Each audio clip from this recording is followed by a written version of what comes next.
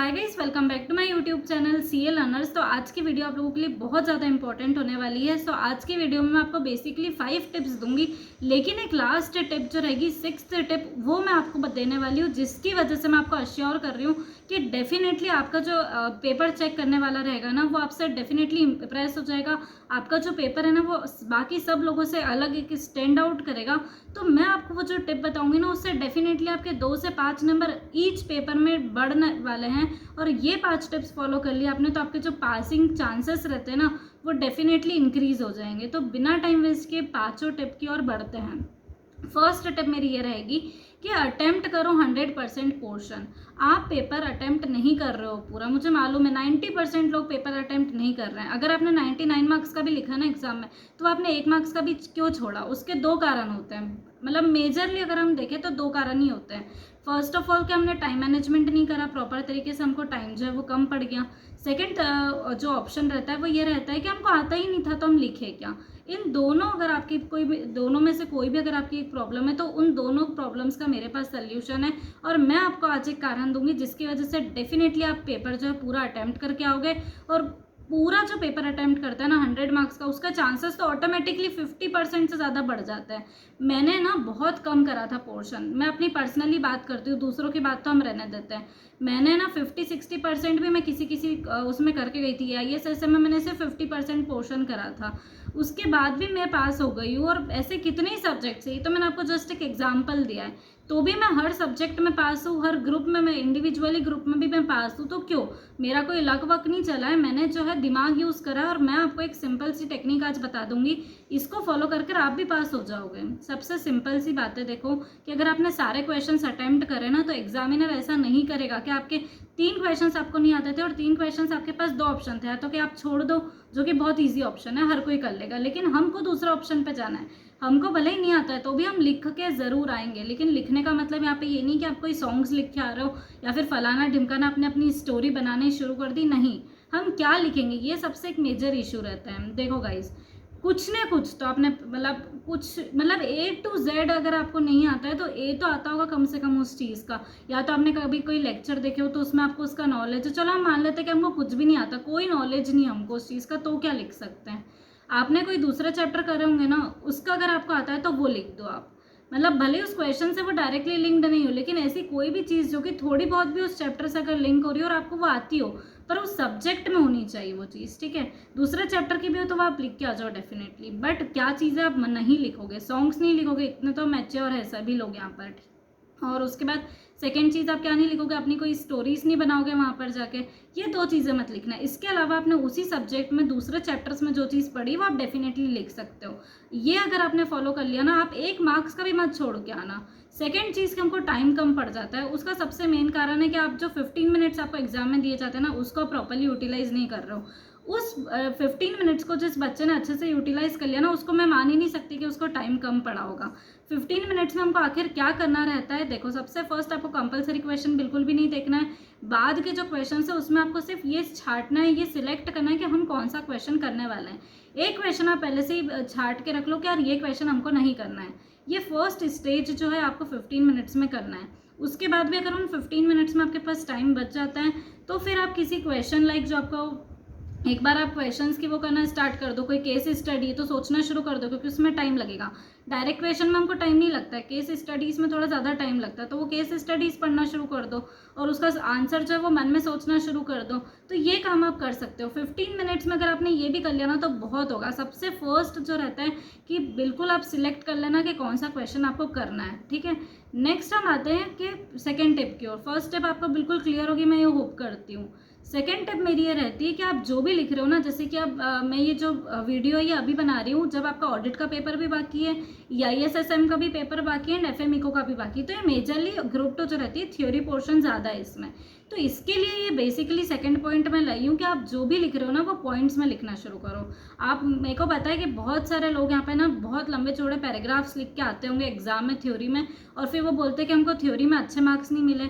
मैंने अगर खुद ने मेरी बात करी जाए तो मैंने थ्योरी मतलब ऐसा है कि मुझे बिल्कुल ना पसंद है थ्योरी, मेरे को बिल्कुल पसंद ही नहीं है। मेरे को रटना वाला कोई भी पोर्शन बिल्कुल अच्छा नहीं लगता। उसके बाद भी मैंने थ्योरी करी ना, इतनी सारी थ्योरी करी, बहुत कम टाइम में करी है, बहुत कम पोर्शन करा है। उसके बाद भी मैंने क्लियर करा है। तो मैंने ऐसा कुछ तो करा है, वो मैं आपको बताने वाली हूँ कि मैंने क्या करा। देखो, मैं ना क्या करती थी, बहुत लंबे लंबे जो पैराग्राफ्स रहते थे ना लर्न करने के लिए, तो मैं उसमें से 1 से 2 पॉइंट जो रहता था ऐसे छांट लेती थी, जो मुझे 1 से 2 लाइंस जो मुझे अच्छी लग रही, कि मुझे लग रहा है कि यार इस पैराग्राफ का क्रक्स जो है ना कहीं इस लाइन में छुपा हुआ है। बाकी सब मैं अंडरस्टैंडिंग ले लेती थी और मैं अपने हिसाब से इंटरप्रेट कर लेती थी। अब मैं क्या करती थी कि एग्जाम में वही 1 से 2 लाइन्स जो रहती है ना, मैं पैराग्राफ्स में ऊपर लिख के आऊँगी, ठीक है। 2 से 3 लाइन्स का जो मैं एक पैराग्राफ बनाती थी, मैक्सिमम 4 लाइन्स का एक पैराग्राफ आपको रखना है, और अब फिर सेकंड पैराग्राफ आपको वापस 3 से 4 लाइन का रखना है, उसके बीच में आपको एक लाइन छोड़नी है। तो मैं आपको बेसिकली ये बोलना चाह रही हूँ कि बड़े पैराग्राफ्स लाइक 10-15 लाइन्स एक साथ लिखने की बजाय आप क्या कर सकते हो, उसको डिवाइड करना शुरू कर दो 4-4 लाइन्स के अंदर, ठीक है। तो यहाँ पे आपके 2 से 3 पैराग्राफ्स जो है वो एक पैराग्राफ का हमने तोड़ दिया। उन पैराग्राफ्स में आपको जो फर्स्ट लाइन लिखनी है ना, वो लाइन लिखनी है जो कि आपने एग्जैक्टली लर्न करी हुई है। वो एग्जैक्ट लाइन होनी चाहिए जहाँ से आपने मॉड्यूल से अगर वो लर्न करी या फिर किसी फैकल्टी की बुक से लर्न करी है, तो वो लाइन एग्जैक्ट हमको पैराग्राफ के सबसे फर्स्ट पॉइंट पे लिखनी है। और बाकी नीचे हमको 2-3 लाइन्स में क्या लिखना है, जो कि हमने उससे इंटरप्रिटेशन लिया है, मन से अंडरस्टैंडिंग जो हमने ली थी वो हम लिख सकते हैं, ठीक है। तो अगर आपने ऐसा करा एग्जाम में, और बाकी जो पॉइंट्स वाले रहते हैं, हेडिंग्स वाले रहते हैं ना, बेसिकली वो तो बहुत सही रहता है उनका, कि आपने एज इट इज पॉइंट्स लिखे, अंदर का तो आपको मन से लिखना है, और पैराग्राफ वाला क्या करना है वो मैंने आपको बता दिया। तो इस तरीके से अपने आंसर्स लिखना शुरू करो, तो डेफिनेटली आपको अपने पेपर में और अपने रिजल्ट में कुछ ना कुछ बेटर चेंज देखने को मिलेगा। थर्ड टिप मेरी ये रहती है कि हम बहुत सी बार पेपर में, पेपर से पहले भी और पेपर के बीच में भी बहुत ज़्यादा पैनिक की सिचुएशन में आ जाते हैं। ये सिचुएशन कब क्रिएट होती है, जब हमको ऐसा लगता है कि यार हमको बहुत सारे क्वेश्चंस कंटिन्यूस नहीं आ रहे और हम जो याद करी हुई चीज़ें ना वो भूल रहे हैं, तो हम बहुत ज़्यादा टेंशन में आ जाते हैं, और इससे क्या होता है कि जो याद करी हुई चीज़ें ना वो भी याद नहीं आती है। तो इसको दूर करने के लिए मैं आपको एक टिप बताने वाली हूँ। ये बहुत ज़्यादा बड़ी प्रॉब्लम रहती है, जिसकी वजह से आई हुई चीज़ भी हम भूल जाते हैं, और फिर रिजल्ट पर उसका डेफिनेटली कुछ ना कुछ अफेक्ट पड़ता है। तो इसके लिए मैं आपको बता रही हूँ कि जैसे ही एग्ज़ाम के 15 मिनट्स में आपको वो टाइम मिलेगा ना, आप वो क्वेश्चंस देखना शुरू कर दो, वो चैप्टर्स के क्वेश्चंस जो कि आपने करे हुए हैं, बहुत अच्छे से करे हुए हैं, उनको छांटना शुरू कर दो, और फिर मन में वो देखो कि यार क्या मुझे ये 40 से 50 नंबर मिल रहे हैं इन क्वेश्चंस करके। तो अगर ये पार्ट तो सबके साथ होता है कि एटलीस्ट अगर आप एग्जाम में बैठने गए हो तो आप 40 से 50 नंबर का तो ऐसा पोर्शन रहेगा जो कि आपको डेफिनेटली आता रहेगा, और वो अगर आपने एग्जाम में पहले लिख दिया तो अब आपके अंदर एक कॉन्फिडेंस आ चुका है कि यार ठीक है पास तो मैं हूँ। अब आप खुश हो गए हो, अब आपके अंदर कॉन्फिडेंस है, आप बहुत ज़्यादा मोटिवेटेड हो।